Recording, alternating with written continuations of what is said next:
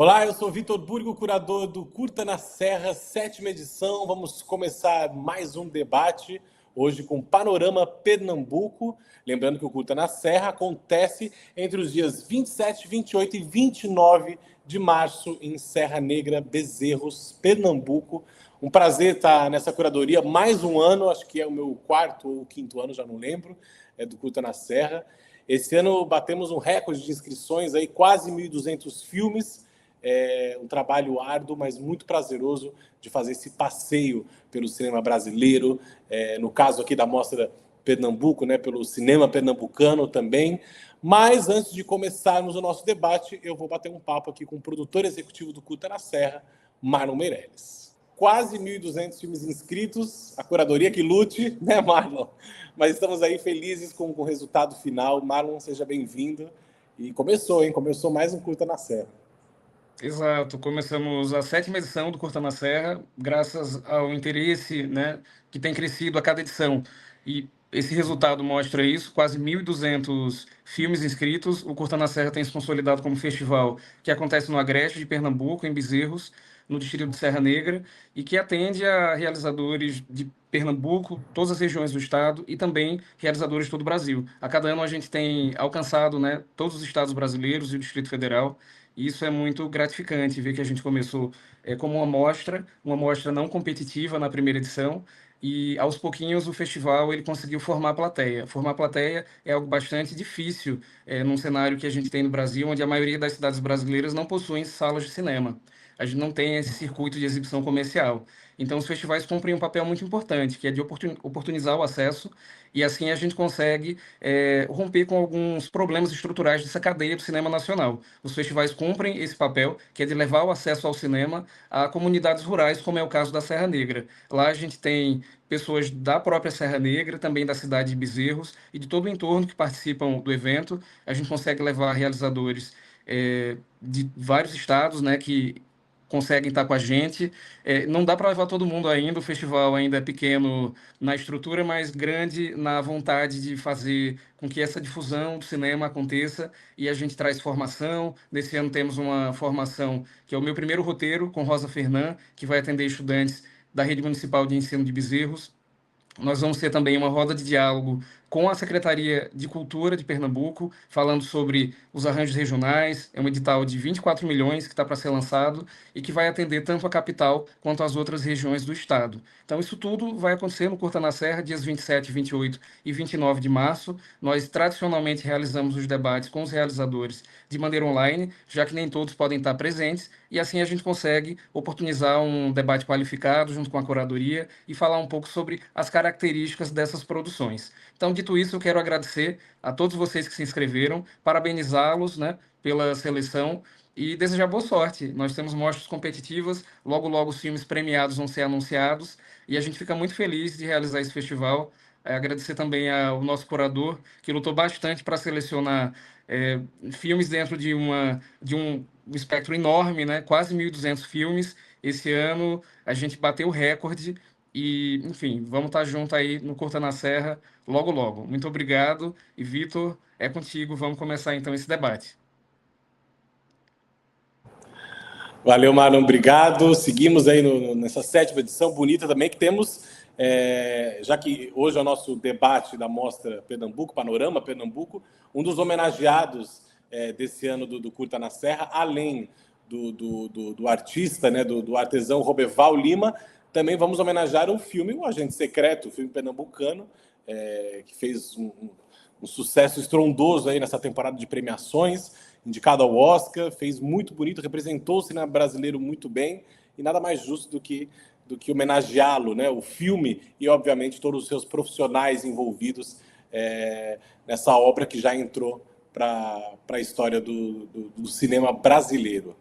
Vamos começar, então, o debate. A gente começa com a apresentação dos diretores e das diretoras ou dos participantes aí da equipe dos filmes. Vamos seguir a ordem alfabética dos filmes selecionados. A gente começa com Aqui é Longe de Lá.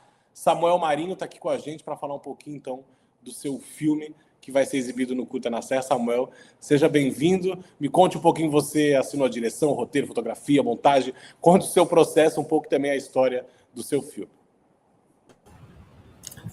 Oi, gente, bom dia. Primeiro, obrigado, né, por estar aqui, porque muito massa tá vendo o filme ser selecionado e participar de festivais. Eu acho que é uma experiência muito massa. Principalmente para mim, é o meu primeiro filme, então fico feliz demais de ver ele sendo exibido assim, né, em mostras e festivais. Meu nome é Samuel Marinho, fiz a direção do curta Aqui é Longe de Lá, sou de També, Pernambuco. Atualmente eu estou estudando cinema e audiovisual na UFPB, em João Pessoa. E o filme ele nasce justamente de uma cadeira da faculdade, né? A cadeira de documentário, em que no final da cadeira a gente tem que realizar uma gravação, ter um produto. E então eu e a minha equipe ficou pensando muito nisso, e por coincidência, na época, a casa que minha avó morou, que eu morei por um bom tempo, e que era um espaço compartilhado assim entre a família, estava para ser alugado após o falecimento dela, né? Já fazem 3 anos, esse ano vai fazer 4, e estava prestes a ser alugada. Então esse espaço estava nesse momento em que ele ia se descaracterizar totalmente, de uma vez por todas, assim, né? E era algo que eu já queria falar há bastante tempo, sobre essa questão desse processo de luto e tudo mais. Então acabou que unimos o útil ao agradável, de termos que gravar algo para a cadeira, e algo que era possível, né? Então a gente foi para Itambé e foi gravar lá isso, e surgiu também a ideia das fotografias e tudo mais, inclusive a partir de fotografias que a gente encontrou lá na casa, né, guardadas pela minha avó. Então surgiu aí a ideia de gravar esse espaço e fazer essa comparação entre como foi um dia esse espaço compartilhado pela família e como é hoje em dia, né? Como estava na época de gravação, após 3 anos do falecimento dela. E fazer essa comparação dessas imagens, desses espaços que antes eram tão habitados e que hoje estavam, e naquela época, né, no caso, estavam sem ninguém lá, né? A casa estava fechada basicamente há 3 anos, então tem uma comparação aí desses espaços. Foi uma experiência interessante, principalmente para mim, no sentido de trabalhar essa ideia do luto que eu sinto, né, da perda dela e tudo mais, e foi um curta massa de gravar, de editar, de trabalhar, foi bem massa. Acho que é isso. Muito bem, Samuel. Daqui a pouco a gente volta para conversar um pouquinho mais sobre o seu filme, Aqui é Longe de Lá. E agora a gente segue, então, com o nosso debate, mais uma participação aqui, William Oliveira, que é o diretor do Lança Foguete. Vai falar um pouquinho para a gente, vai contar um pouquinho também do seu trabalho, do seu filme, da carreira do filme também, que a gente já viu o filme em alguns outros festivais. Will, seja bem-vindo, aqui é o Curta na Serra. Pode falar um pouquinho do seu filme. Eu estou bem animado, porque era um desejo muito antigo estar nesse festival. Eu acho que é uma experiência assim, diferente, né, ao ar livre e tal. E aí, quando abriu a inscrição, eu fui correndo, assim, tipo, preciso colocar urgente. Eu sou diretor de Lança Foguete, e é um filme de ficção científica. Ele se passa na periferia de Recife, que é o bairro onde eu cresci e morei minha vida toda, que é o Brejo da Guabiraba. E ele fala como a gente lida de formas diferentes, assim, com o luto, quando a gente perde alguém que a gente ama. Então, eu misturei abdução alienígena com a dor, com esse medo de perder, e deu esse filme suspense, terror, que é um gênero que eu curto, assim, desde criança, assim. Minha pesquisa dentro do cinema está sendo trabalhar os sentimentos que eu vivi com o fantástico, assim, né, com o gênero terror. E eu estou muito animado, assim, para a exibição. Beleza, Will. Daqui a pouco a gente fala um pouquinho mais sobre o seu filme aqui no nosso debate do Curta na Serra. O Pedro chegou a isso aqui na sala para a gente... Vamos seguir a ordem, então, dos nossos filmes, a ordem alfabética. Agora o Pedro também já está aqui para falar um pouquinho Pedro, agora me tira uma dúvida. Dinamite, como é que fala o nome do filme? Bom dia, Vitor. Bom dia a todo mundo que está assistindo a gente. Esse título, a gente reproduziu exatamente a forma da grafia do baile, né, da festa que os integrantes do Lamento Negro faziam em Peixinhos nos anos 80, né? Justamente porque era uma festa que tinha muito da black music americana, né? Então eles usavam assim, Dynamite Song, entendeu? Mas a gente fala Dynamite Song mesmo, e o filme é um pouco essa reconstituição, né? Como eu diria, um mergulho nessa memória dessa juventude que ajudou a fundar um dos movimentos musicais mais importantes, né, dos últimos tempos no Brasil, que é o Mangue Beat, né? E isso falando de um lugar da periferia do Recife que tem um caldeirão mesmo de cultura, né? Tem uma força muito grande de invenção e que continua em ação até hoje, né? Então, Dinamite Som, e o futuro é o Lamento Negro, porque justamente a Dinamite Som, essa festa, esse encontro, que dá o impulso para eles criarem um Lamento Negro mais adiante, que é esse grupo afro, né, de samba reggae, de Peixinhos, que tem uma capilaridade incrível, né, realiza diversas ações sociais também no território e que foi criado ali na saída,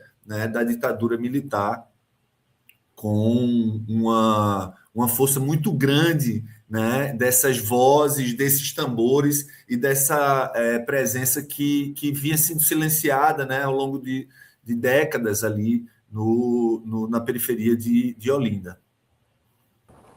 Mas daqui a pouco a gente fala um pouquinho mais sobre o filme, então. Tivemos essa apresentação. Obrigado, Pedro, pela sua participação. Daqui a pouco a gente volta. Então, seguimos agora com Fernando, representante do Pé de Chinelo, que assina a fotografia e a montagem. Fernando, seja bem-vindo. Conte um pouquinho para a gente aí do filme, desse processo todo do trabalho de vocês no curta. Olá, gente. É um prazer estar aqui no Curta da Serra. É muito bom ver um festival na sua 7ª edição.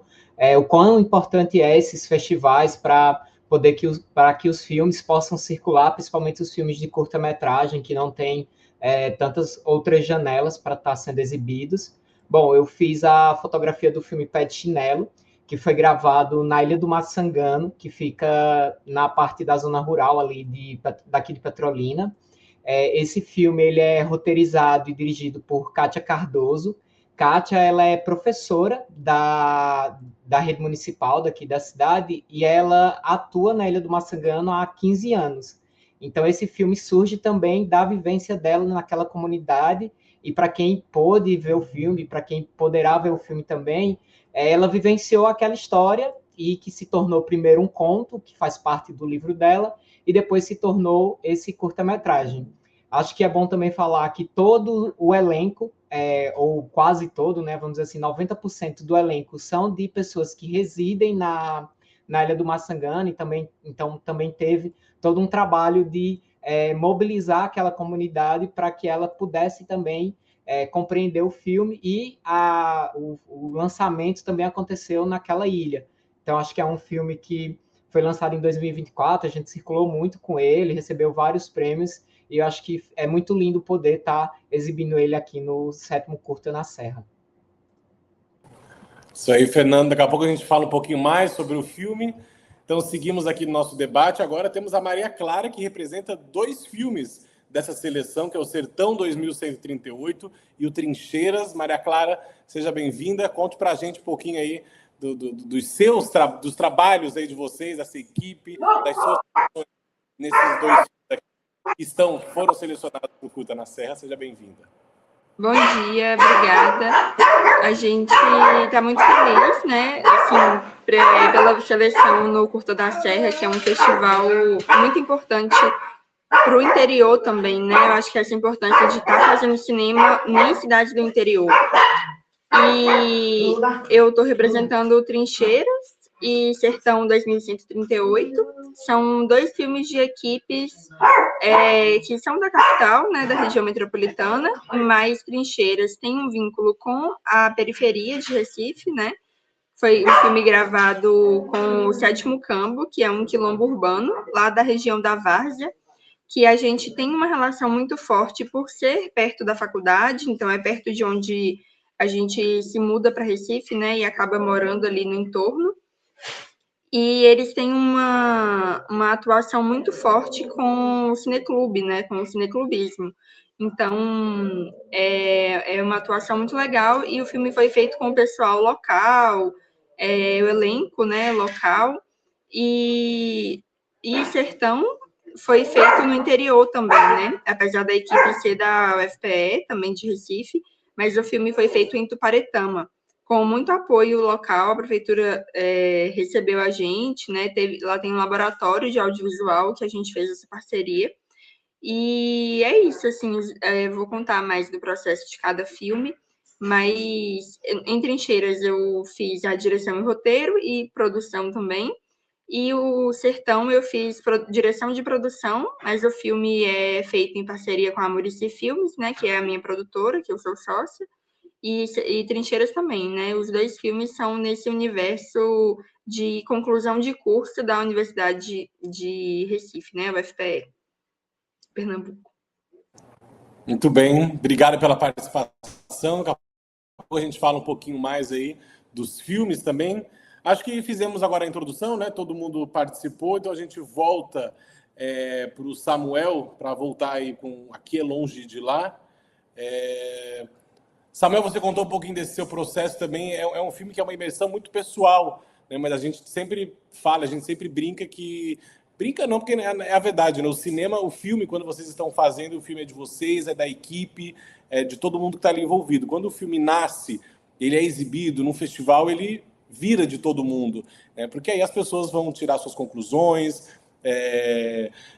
cada um vai ter um momento ali que vai tocar em algum lugar naquele filme, essa identificação com o filme também. Mas eu fico pensando também nesse seu processo, da questão do luto também, de resolver colocar isso, para que todo mundo também compreenda, entenda e sinta um pouco disso que você sentiu e coloca dessa maneira tão poética e tão bonita dentro do seu filme, né? Como é que foi esse processo para você durante, até você ter essa...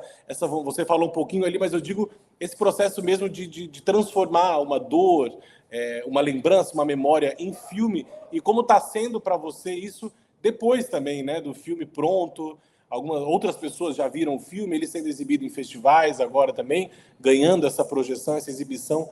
Como é que é para você trabalhar esse processo tão íntimo, dessa imersão, e colocá-la para que todos agora possam também se envolver com a sua história?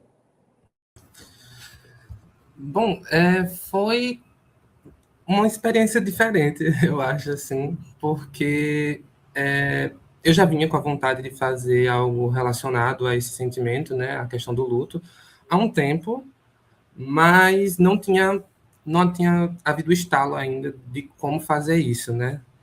Por isso que eu falo que foi muito interessante aquele momento da cadeira, enfim, da universidade, que foi onde realmente surgiu esse estalo, muito também por uma necessidade da cadeira, mas que foi massa esse momento, porque me levou para esse lugar. Eu acho que foi muito um momento específico, né?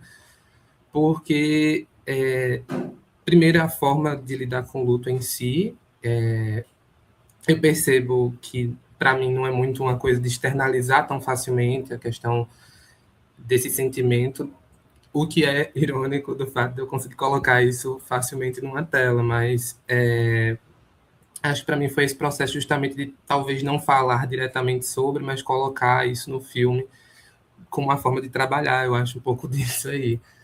E surgiu essa ideia da casa justamente porque, para mim, a minha ideia, né, sobre minha avó está justamente muito ligada à casa dela, né, que era esse lugar onde reunia toda a família, né, sempre reuniu todo mundo, e que é isso, né, com o passar do tempo, todo mundo foi ficando mais velho, todo mundo foi saindo de lá, da cidade em si, inclusive, né, para estudar, para trabalhar e tudo mais, e aquele espaço ele foi mudando também de lógica.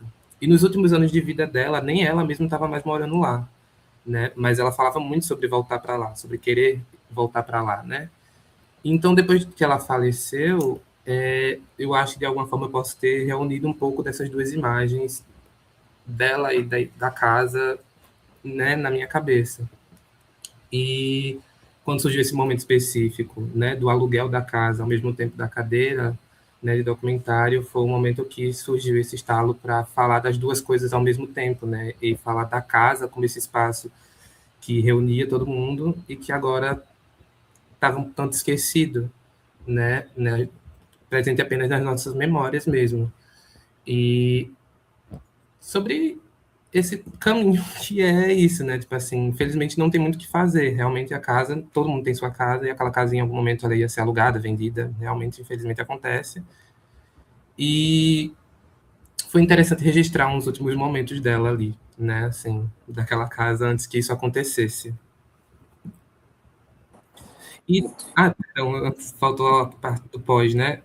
Pós, rapidamente, foi interessante no sentido de que, tipo assim, porque eu tive que falar com a minha família, quem dá a voz no filme é a minha mãe, também entrevistei a minha prima, e foi interessante isso, interessante ver a família agora um tanto mais envolvida também com o meu trabalho com cinema, então está sendo interessante ver isso também. Muito bem, Samuel, daqui a pouco então a gente volta a falar mais um pouquinho com você também. Seguimos agora com o Pedro, vamos falar então do Dinamite Som, mais um pouquinho do filme aí. Pedro, eu acho muito interessante essa construção de vocês do filme, o presente, o passado, o futuro. Isso é muito. O filme começa com aquela voz, aquela coisa toda do tem algo vindo aí. Parece até uma coisa, uma ficção científica, né? Que a gente vai vir da onde, vai vir uma nave, uma luz, que é muito interessante. E depois tem esse encontro e eles mantêm esse diálogo futurista, passado, presente, futuro, que é muito interessante essa construção para contar essa história tão importante também, cultural, não só para Pernambuco, para o Brasil, enfim, essas influências todas que tiveram ali, e como é legal esse diálogo de gerações. Acho que isso também é algo que já me cativa desde o início do filme, porque a gente imagina ali uma coisa fictícia, né? Enfim, toda aquela construção de vocês no início para depois esse encontro, que é muito, muito interessante de ver. Como é que surge essa ideia de brincar, né? Porque podia transformar num doc mais clássico, digamos, né? Como a gente está acostumado a ver, depoimentos, que continuaria sendo muito interessante também, porque história ali não falta, com certeza, e como registro também dessa importância de todos eles, mas como é que surge essa vontade de brincar com esse diálogo entre o passado, o presente e o futuro, que resultou num trabalho muito interessante. Pô, demais, Vitor, tu trazer esse ponto, porque a gente entendeu, né, no processo de pesquisa, né, nesse encontro com o Lamento Negro, né, o filme ele é realizado também com a direção de Lia Letícia, né, que é uma parceira, uma grande artista, e a gente foi entendendo que o que está em disputa ali é uma memória, né? É uma memória que foi invisibilizada dentro dos processos midiáticos, né? Que muitas vezes é invisibilizada também dentro de processos de articulação política, né? No próprio território, né? Então, o dispositivo da viagem no tempo, né? Eu acho que vem da própria prática do Lamento Negro, que tem essa relação meio intergeracional mesmo, né? Até hoje eles fazem um trabalho formativo, né, com a cultura afrocentrada, na dança, na música, na história. Então a gente entendeu que pensar essa juventude a partir do futuro, né, de um futuro meio distópico, onde não houvesse mais música, não houvesse mais dança, né, houvesse um certo bloqueio para esse tipo de bem-estar mesmo que vem com a relação cultural, artística, né, afrodiaspórica, e que está muito presente lá em Peixinhos, era uma maneira da gente como se fosse caminhar por essas camadas, por essas dimensões de uma invenção, né, estética que pudessem levar a gente para o passado sem a gente ter que reconstituir, né, nos elementos de cena esse passado. Então, quando a gente começa com aquelas fotografias, inclusive aquela cena ela foi filmada inicialmente no encontro que a gente teve com Mestre Maureliano. Mestre Maureliano, infelizmente, ele faleceu pouco tempo depois do filme. Ele era realmente uma das forças criativas, né, dali de Peixinhos. Ele se tornou o produtor de alfaias, um dos mais importantes produtores de alfaias do Brasil, né, e que tinha muita informação. E a gente entendeu, quando a gente chegou, ele pegou esse livro, né, de fotos, esse álbum de fotografias e entregou para a gente, enquanto ele continuava trabalhando. E eu e Lia, ao folhear aquelas imagens, a gente sentiu um certo deslocamento temporal. Foi meio que sabe? A gente vivenciou um certo deslocamento temporal e ficou pensando, caramba, como é que um grupo de jovens que tinham entre 13 e 16 anos, no final dos anos 80, saindo da ditadura militar, num bairro que era tido como um dos bairros mais violentos da América Latina, né? Porque ele foi um bairro todo construído em torno do matadouro público. Depois, quando esse projeto foi descontinuado, ele é jogado, né, forçadamente, né, num problema social, e eles inventam essa cultura, né, se conectando com dimensões políticas e estéticas de outros continentes, mas tudo meio que acontecendo num tempo que é um tempo inventado, né? É um tempo criado, é um tempo que eles rebelde,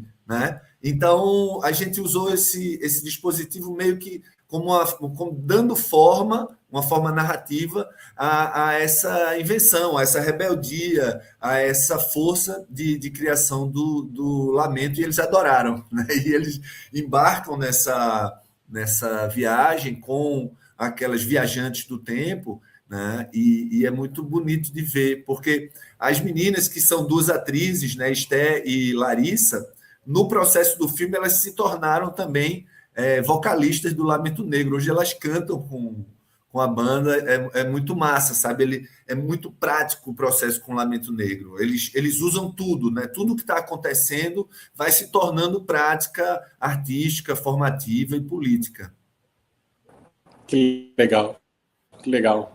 Viagem no tempo, exatamente isso, muito interessante. Valeu, Pedro, daqui a pouco falamos um pouquinho mais.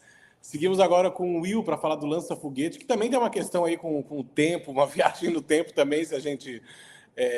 Mas não vamos dar spoiler, né, Will, aí do lança-foguete, mas que você conte também um pouco mais dessas suas ideias, você que transita muito pelo cinema de gênero, ali, o terror, o suspense, os teus outros trabalhos também são marcados por isso, as suas referências, a gente acompanha também, vê essa sua predileção por esses filmes também, e como você leva isso para a tela, né? Então, o Lança-Foguete também tem uma questão ali que é muito importante, essa escolha desse elenco, né? Você, inclusive, também está no elenco, mas temos esses protagonistas e participações muito especiais. Como é que você chega nesses nomes para o Lança-Foguete? Como é que foi esses convites, essa ideia? Você contou já tudo desde o início para todo mundo, fez um suspense, como é que foi todo esse processo também desse elenco e trabalhar com eles para que eles construíssem essa história junto com você? Olha, é uma história massa, assim. Quando eu escrevi a história, eu já escrevi pensando nesse pessoal. Pensei em Aura, pensei em Getúlio Abelha, em Grace também. E aí eu fiz, bem, para eu ter essa galera, eu preciso aprovar um edital, né? Ter dinheiro, assim. E aí foram 2 anos, assim, tentando aprovar em edital. E nesse trajeto de tentar aprovar, eu já fui fazendo um convite, falando, já negociando cachê e tal, até porque eu precisava colocar esses valores no edital. Só que passou 2 anos de tentativa e eu não consegui aprovar. Aí eu vou fazer o filme de toda forma, fazer de forma independente, vou pegar um trabalho extra, vou juntar um dinheirinho e vou ser cara de pau e dizer para essa mesma galera, olha, não tenho mais dinheiro, só tenho isso aqui, e queria saber se vocês topavam. E assim, a galera não abriu mão assim do roteiro. Teve uma adaptação, lógico, né, para poder fazer de uma forma que fosse mais possível, assim, com pouca grana. E aí eu lembro, assim, quando eu tinha convidado Aura, por exemplo, Aura Nascimento, que ela tá aí super bombando com o Salomé, né? Ela tinha dito, vou ficar só apenas com direção de arte, não vou conseguir atuar por questão de agenda e tal, mas, dá uma lida na nova versão do roteiro. E aí ela leu e fez assim, não vou abrir mão dessa cena da bicicleta, assim. E essa cena acabou sendo uma das cenas que a galera mais comenta, assim, né? Que eu faço uma pequena homenagem a ET, da bicicleta voando. Não vou contar como isso funciona aqui, para não estragar a experiência, mas foi, acho que o processo, assim, a intimidade com o roteiro foi conquistando, assim, o pessoal. E o filme foi feito de forma independente. E eu pensei, poxa, deu tanto trabalho para fazer, assim, e eu queria muito que Recife, de alguma forma, soubesse que esse filme existe, assim, acho que para valer a pena o esforço. E aí, assim, quando teve a estreia no CinePE, no ano passado, como o filme aborda essa questão de aparição de OVNIs, abdução alienígena, aí eu pensei, bem, eu acho que eu quero chamar um pouco a atenção aqui da cidade, né? Então, eu tive a ideia de comprar umas luzes de bicicleta vermelha que fica piscando. A gente grudou nos drones e subiu em vários bairros aqui da periferia de Recife e gerou um burburinho, assim, né? A semana foi o assunto, assim, de aparição de OVNI em Recife. Saiu notícia em jornal, furou a bolha, foi parar em São Paulo também. Gente que tava, sei lá, em Garanhuns falando, eu via por aqui também, só que a gente nem fez nada por lá, sabe? E aí a gente deixou o filme mais... Saiu um pouco da tela, né, da experiência do filme e passou para uma coisa para fora, assim. E acho que foi por aí. Massa, legal, Will. Daqui a pouco a gente volta a falar um pouco mais também do Lança Foguete. Seguimos agora, então, com a Maria Clara, mas antes de falar do Trincheira, a gente fala do Sertão 2138. E também me chama a atenção nesse filme, que esse é que a Maria Clara produziu, né, o Sertão 2138. Mas que também essa questão do elenco, né, também fleta com essa ficção científica, com o futuro, tem esse suspense também ali do que está acontecendo ao redor daquilo tudo, o que a gente está começando a entender ali mais ou menos, mas a importância desse elenco também de contar essa história, né, porque temos aqueles... os dois que vão aparecendo ali com ela principalmente, então que você falasse um pouco também dessa construção desses personagens no set, né? Como é que era trabalhar com esse elenco no set, essa preparação, se já se conheciam, se não conheciam, se vocês já conheciam, como é que foi então toda essa construção no set para que eles entregassem esse trabalho aí no filme? Sim, o diretor de Sertão é Juninho, né, Dewilton Júnior. E ele é um homem negro, né, que gosta muito dessas narrativas de ficção e ficção científica, né? Só que é isso, tem poucas... no momento que Sertão foi gravado, em 2023, né, a gente ainda tinha poucas referências, assim, eu acho que hoje, em 2026, a gente já tem alguns elementos, sabe, que têm aparecido principalmente nos curtas. Mas naquela época ele queria fazer um filme que fosse mais... que tivesse personagens negros, né, com protagonismo e também que fosse um sertão. E que o sertão fosse retratado como um lugar de acolhimento, que aquelas pessoas que estão no sertão sejam vistas como um ambiente de acolhimento mesmo, assim, que elas recebem, né, a cientista que está sendo excluída lá da estação que ela mesma criou. Então, sobre o elenco, né, Juninho já tinha trabalhado com Clau Barros no primeiro curta que ele tinha feito aqui em Recife, Terceiro Andar, que chama, na faculdade também, e foi um curta que teve um sucesso muito grande de festivais mesmo. Ele, apesar de ter sido um filme bem simples, né, com recursos, assim, a gente estava no segundo período e tal, então ele era bem simples, a narrativa, mas ele teve uma ótima recepção. E aí Juninho quis trabalhar com ela novamente, né, com Clau Barros. E Clau é professora de teatro também, e ela conhece muita gente, né? Ela sabe preparar o elenco.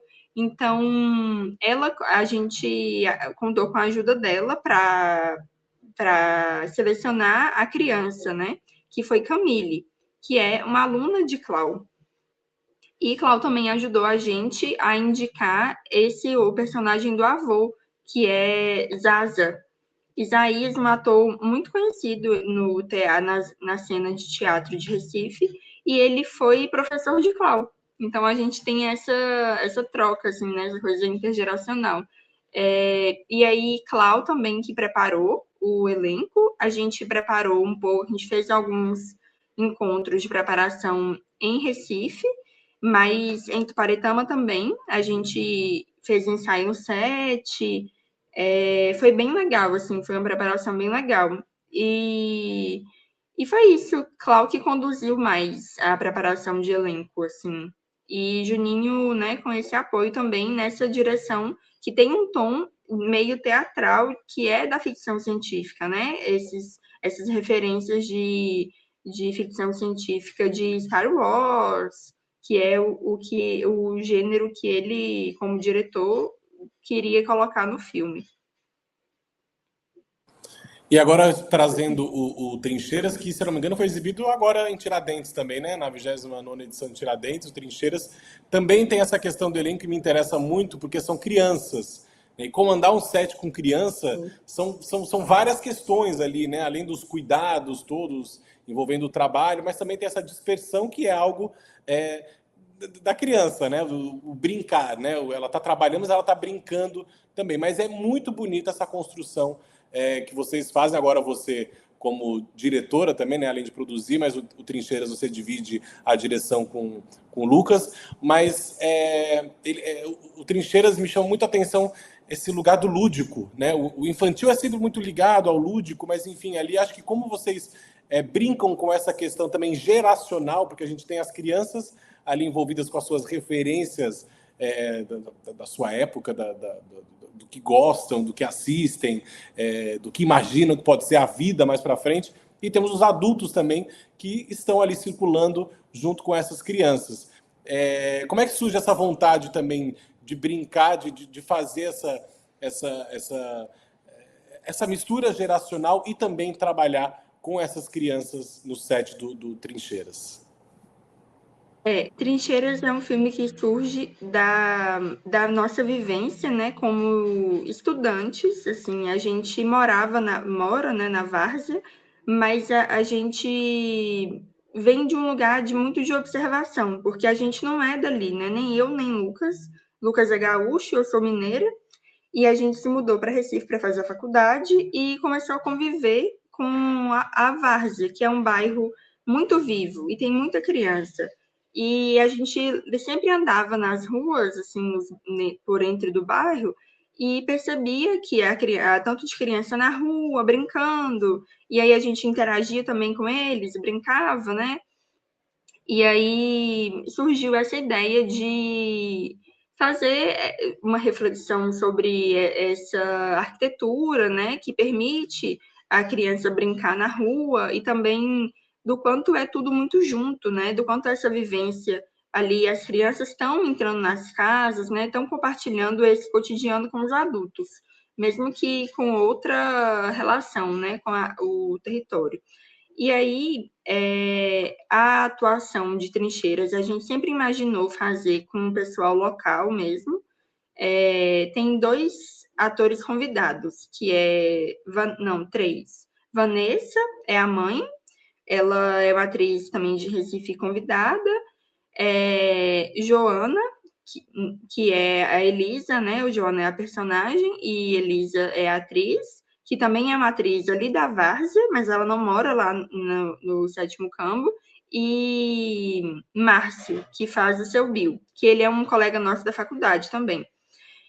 E aí, eles a gente tentou trazer mais essa vivência que a gente tem, né, com preparação de elenco, com a direção, para também ter uma contrapartida com a comunidade, com essa coisa da formação, né? E aí a gente deu oficinas de formação para as crianças, que era uma contrapartida que a gente queria ter, porque eles gostam muito, né? Já tem o cineclube, então eles brincam disso. E aí a gente tentou trazer essa vivência mais prática, não é teórica, mas assim, ela parte da nossa teoria, né? Do que a gente aprende na faculdade. Só que foi oficinas práticas. E aí a gente fez essa vivência, né, com o elenco, e depois a gente ensaiou mesmo com a técnica ali de decorar, de treinar um gesto, né? Eu acho que a nossa preparação de elenco passa muito pelo gesto, pela intenção da cena, e é um tipo de preparação que Lucas também traz muito, porque ele é preparador de elenco, né? Ele já trabalhou com elenco em filmes, né, maiores, assim, longa-metragens, e ele tem essa vivência também como ator. Então, foi ele que trouxe essa preparação. Enfim, falando do set, rapidamente, foi muito legal, porque como a gente já tinha treinado com eles o que seria a vivência do set, né? A gente fazia as oficinas treinando o silêncio, a espera, a preparação. Então, no set, é claro que tem o desafio de serem muitas crianças, né? E mesmo o dia que a gente não estava gravando com todas, elas moravam em torno, então elas ficavam com a gente ali no set. E aí foi muito divertido e foi muito legal que as mães falam com a gente, né, quando a gente volta lá, de que foi muito transformador para as próprias crianças entenderem o lugar do silêncio, da espera, da calma, delas treinarem isso, sabe? Então, as mães percebem essa transformação em casa também, do quanto ajudou a leitura, de que elas tinham que estudar o texto.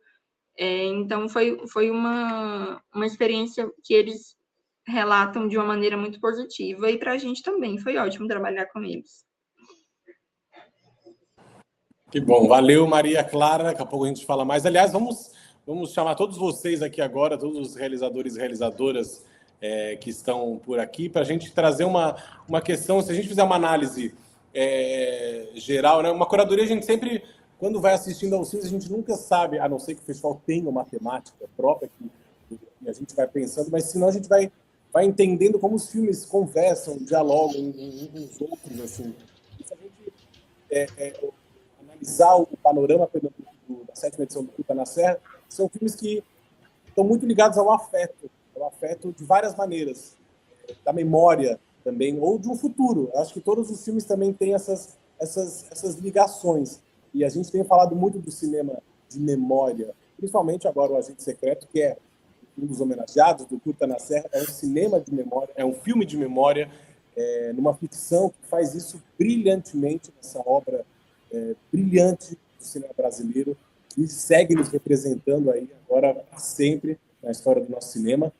Mas são filmes muito afetuosos de vocês. Claro que cada um, dentro da sua narrativa, dentro das suas escolhas narrativas também para contar essas histórias, mas eu queria que vocês falassem um pouco também dessa importância dessas memórias que são colocadas. Sejam elas memórias muito pessoais de vocês, lembranças de um passado, de uma infância, ou essas memórias também gerais, digamos assim, memórias que contam outras histórias, com outras influências, com outras referências também.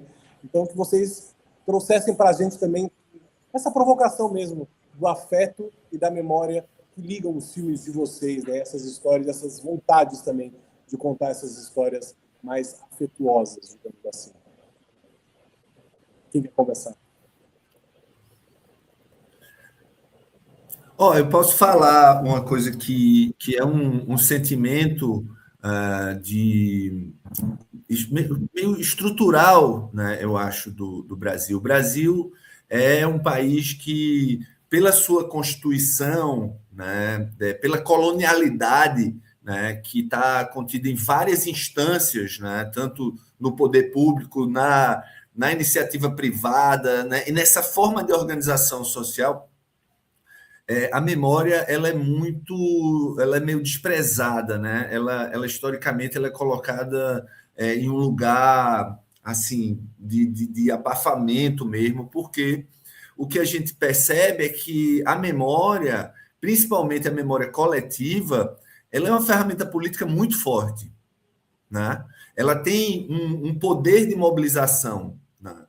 E de expressão de um horizonte, né? A gente imagina, e eu acho que isso está na prática, né, desses grupos como o Lamento Negro, né, grupos periféricos, mas todo mundo que pensa um pouco a sociedade a partir da coletividade, a memória é essa ferramenta de projeção de mundos, né? É uma forma da gente encontrar, a partir das nossas diferenças, certos gestos que nos fazem caminhar para uma noção de bem-estar, para uma noção de democracia, para uma invenção e uma experimentação também. Então, a memória, muitas vezes, ela foi colocada num lugar assim, meio museologista, né? Ah, não, memória no museu, né? Não, esse museu tá aqui a céu aberto, eu acho, sabe? Na nossa cultura, nas expressões que o cinema carrega, né? Talvez o cinema seja essa máquina de produção de memória permanente, né? Mesmo quando a gente está ficcionalizando as coisas, porque é a forma de um encontro com uma experiência de existência que foi inventada para esse momento de construção mesmo da modernidade, né? Então, o cinema ele é contraditório também, ao mesmo tempo que ele produz memória, ele produz apagamento, né? Então, eu acho que se o festival, como o Curta na Serra e como vários festivais estão se mobilizando em torno desse tema, eu acho que isso é muito importante, porque é a chave de uso dessa memória para uma prática coletiva, né? E com intervenção direta nos territórios, né? Isso é muito bom. Eu acho que os filmes que são articulados pela curadoria aqui e que eu circulo muito os festivais, eu acho que eles têm tido essa consciência de que o cinema é não só o que está na tela, mas é tudo que ele mobiliza, né, para essas imagens acontecerem, né? Então, acho que é uma ferramenta de confluência, né, de conjunção de um desejo de mundo coletivo também. E diante dessa situação de fragmentação, isolamento, né, algoritmo, eu continuo achando que o cinema ele é meio terapêutico, assim, ele carrega esse bem-estar, né, quando ele é utilizado dessa maneira, quando ele é aplicado na sociedade dessa maneira. E é muito interessante você trazer essa questão do museu ligado à memória, né? Porque, bom, Bacurau já deixou a dica aí, né? Olha qual é a importância de um museu numa cidade, mas como o cinema entra nesse lugar, né? O cinema vira uma enciclopédia, né? A gente vai buscar no cinema, a gente vai atrás do cinema para procurar. Seja essas histórias que ficam marcadas, mas também marcar a vida desses realizadores, dessas realizadoras, daquele momento da vida de cada um. Por que quis fazer aquele filme? O que motivou a fazer aquele filme naquela época? O que influenciou naquela época? Então é muito interessante como a gente também vai viajando, né, nessas épocas, o que isso vai contando. Por que a gente resolve trazer uma história lá de trás hoje, em 2026, ou 2025, ou 2024? Porque alguma coisa está reverberando ainda, ou voltou a reverberar agora. Então, como é interessante também como essas narrativas conversam. Então, queria ouvir de mais algum de vocês aí, se quisessem falar um pouco também dessa questão da memória também, e como a memória vem com o afeto junto, né? Seja na ficção, seja no documentário, no experimental, na animação, em qualquer gênero cinematográfico, né? Tem uma... Ok. Pode? Não, pode ir. Não, o filme Petinello, como eu falei lá no início, ele surge de uma experiência da diretora, né? Ela vivencia aquilo, ela presencia para quem assistiu o filme, para não dar spoiler, ela presencia aquele ato acontecendo e aquilo revolta muito ela. E aí ela escreve o conto, né? E com o passar dos tempos, assim, ela pensa em transformar no cinema aquela memória que ela já tinha transformado em conto, só que ela também tenta trazer isso numa perspectiva mais positiva, tanto que o filme, apesar de abordar questões sensíveis, né, para quem vive no contexto em que o personagem vive, ou que já viveu em algum momento, ela também pensa em pegar essa memória, que em um momento foi revolta, mas também para trazer uma outra perspectiva de esperança. Muito porque dentro da ilha onde ela está trabalhando e trabalhou, tem essa perspectiva de ser uma ilha que muitas das vezes é minimizada, assim, tipo, tratam a ilha como um lugar inferior ao restante da cidade e não veem a potência daquele espaço. E aí eu acho que a memória, principalmente alinhada ao afeto, ele traz esse lugar também de você olha para o passado, você lembra daquele passado, mas com o desejo de ir para frente, assim, de continuar lutando ou querer manter algo a partir dessa memória que você construiu, ou que você vivenciou, ou que alguém lhe contou. E principalmente quando a gente está lidando com infância, né? Porque muitas das vezes a gente trabalha com crianças ou faz filmes ou produções para criança e não pensa muito em como essas crianças em si se veem nesse lugar. E aí eu acho que Pet Chinelo, ele traz essa perspectiva nesse lugar da memória e do afeto. Não sei se o Will queria comentar alguma coisa, Will? Sim, é que é muito massa isso do memória também, identificação, né? Tipo, essa ferramenta de você se ver na tela e poder fazer com que outras pessoas se veem na tela também, de alguma certa forma. Eu cresci, por exemplo, com meu avô ouvindo a rádio com o J. Ferreira, sabe? E escutava muito que foi o J. Ferreira que, nos anos 70, que iniciou toda essa história da lenda da perna cabeluda, enfim, que viralizou, né, através da rádio na época. E, por exemplo, convidar ele, colocar ele no início, no rádio, anunciando uma invasão alienígena, para mim, assim, essa voz dele específica, eu acho que talvez toque nesse lugar, né, da criança, de você ouvir aquela voz na rádio, que seu tio, avô, familiar escuta.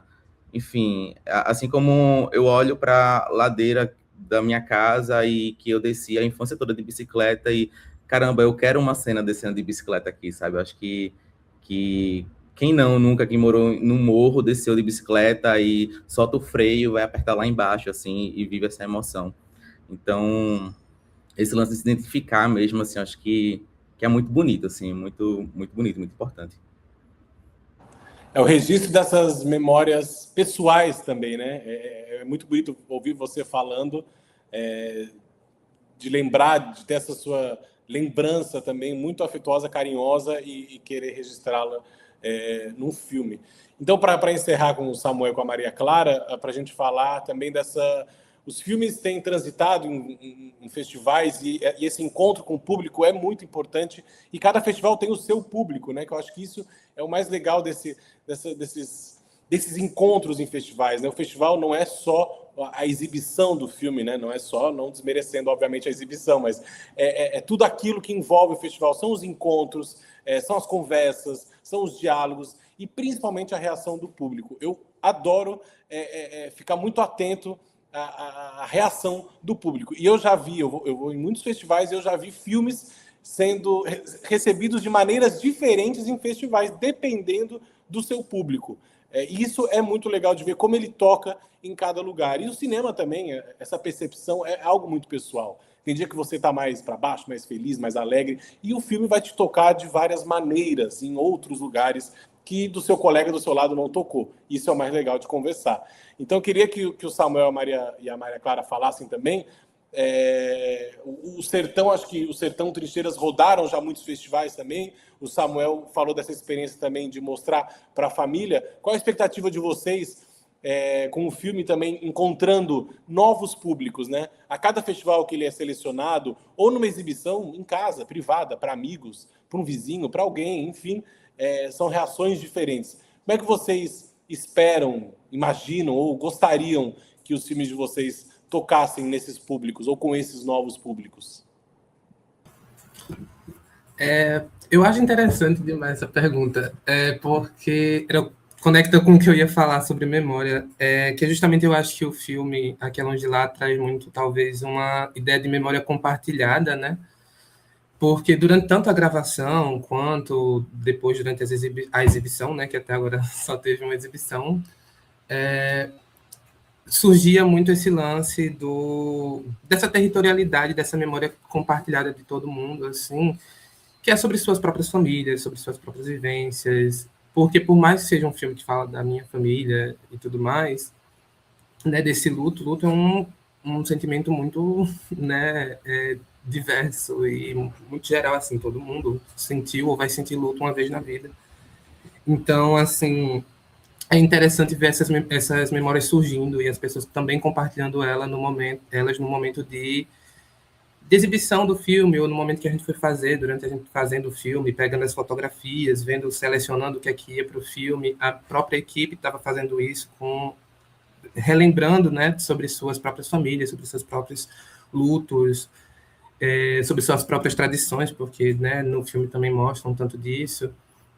Então, desses espaços compartilhados, né, e dessas memórias compartilhadas, que é muito interessante. E, como eu falei, o filme só teve uma exibição até o momento. Cortando a Serra vai ser a segunda exibição do filme. E eu espero que é isso, ouvir talvez mais histórias das pessoas sobre essas memórias também, ouvir um pouco disso, saber que, de alguma forma, possa ter alguém compartilhado desse sentimento que eu coloquei no filme, eu acho. Acho que isso é muito massa. Eu sou do interior de Minas, né? E eu trabalho lá também num coletivo de cinema.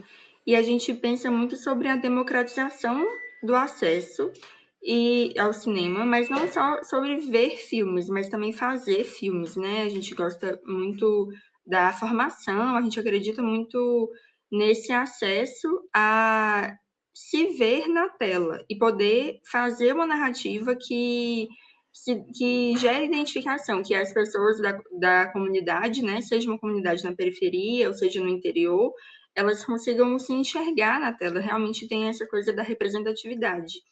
E eu acho que nos dois filmes, o diálogo que a gente tem com o público passa por esse caminho, assim. Trincheiras tem feito uma trajetória, né, também em festival, foi para Tiradentes, foi para Juiz de Fora, algumas cidades do interior, agora está indo para o Curta Cinema, no Rio, e são públicos muito diversos, né? Diferente de um público de um festival que tem uma trajetória de crítica sobre cinema, e um público que é a rua mesmo, né? Assim, festivais exibidos em praça. Eu gosto muito das duas leituras, né? Das várias leituras possíveis. E nos dois filmes, tanto em Trincheiras quanto em Sertão, a gente sempre recebe feedback assim: nossa, que legal, eu me vi na tela. Nossa, a questão da infância, que é muito presente em Trincheiras, né? Do aniversário, as pessoas sempre retomam como era o aniversário, me conta como era o aniversário, ou que na infância tinha um colega, um primo que implicava com outro. E Sertão também é a coisa das pessoas se verem em telas, de, tipo assim, nossa, uma narrativa futurista no sertão, que legal, sabe? Essa identificação mesmo, assim. Então, a gente tem experienciado esse retorno de uma maneira muito satisfatória mesmo, de que a gente está conseguindo fazer um trabalho que as pessoas possam se identificar e que elas tenham vontade de construir também uma narrativa que seja delas, assim, que elas tomem para si essa coisa de que eu posso me ver em tela. Acho que é muito importante pensar essa prática de cinema, assim. E o Curta na Serra tem essa prática também alinhada, né? Não só de formação de público, mas de formação de cineastas também, né? Muito legal. E os filmes continuem inspirando aí todos os criadores, enfim, quem não quiser continuar com o cinema, mas que o filme marque, e eu acho que isso é muito importante, de pensar também que as pessoas podem estar ali vendo o filme pela primeira vez, como já aconteceu, de presenciar alguém falando que é a primeira vez que eu entro no cinema, é a primeira vez que eu vejo um filme numa tela grande. Isso é muito bonito, porque fica marcante, fica na memória. Então, queria agradecer a presença de todos vocês, parabenizar pelos filmes, e que a gente se encontre não só no Curta na Serra, mas em outros tantos festivais, que as histórias aí continuem sendo contadas pelo Brasil, a gente continue fazendo história. Obrigado, gente, viu? E até a próxima. Obrigada. Obrigado. Obrigado. Obrigadíssimo. Um Obrigado, abraço. gente. Um abraço. Valeu.